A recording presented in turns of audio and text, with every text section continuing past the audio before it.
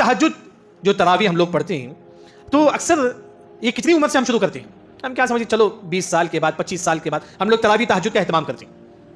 بعض لوگ جو نا چلو ہم شادی ہوگی اب چلو تہجد پڑھیں گے. نہیں, عبداللہ بن عمر رضی اللہ عنہ ایک مرتبہ سو رہے تھے, صحیح بخاری کا حدیث ہے, سو رہے تھے, خواب میں دو فرشتے آئے, ان کو خواب ہی میں جو نا کہاں لے کر جا رہے, جہنم کے پاس لے کر جا رہے. یعنی کہ ہم جیسا خواب دیکھتے ہیں تو ڈر کر جو نا اٹھ جاتی ہیں, خواب میں کوئی ڈراؤنی چیز ہم دیکھتے ہیں تو ہم کیا کرتے ہیں, اٹھ جاتی ہیں, وہ بھی اٹھ گئے. اب یہ واقعہ انہوں نے جو ہے نا آپ صلی اللہ علیہ وسلم کے پاس بیان کرتے ہیں, حفصہ رضی اللہ عنہ کے طریقے سے. یعنی کہ آپ صلی اللہ علیہ وسلم عبداللہ بن عمر رضی اللہ عنہ کا پورا واقعہ سنتے ہیں اور فرماتے ہیں نعم الرجل عبداللہ لو کان یصلی باللیل. اے عبداللہ بن عمر, کیا ہی اچھا ہوتا ہے کہ تم تہجد کا اہتمام کرتے.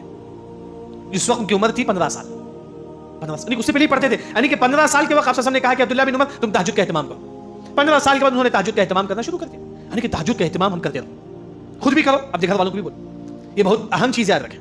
سالم جو ان کے غلام ہیں وہ کہتے ہیں کہ اس کے بعد عبداللہ بن عمر رضی اللہ عنہ رات میں بہت کم سویا کرتے تھے.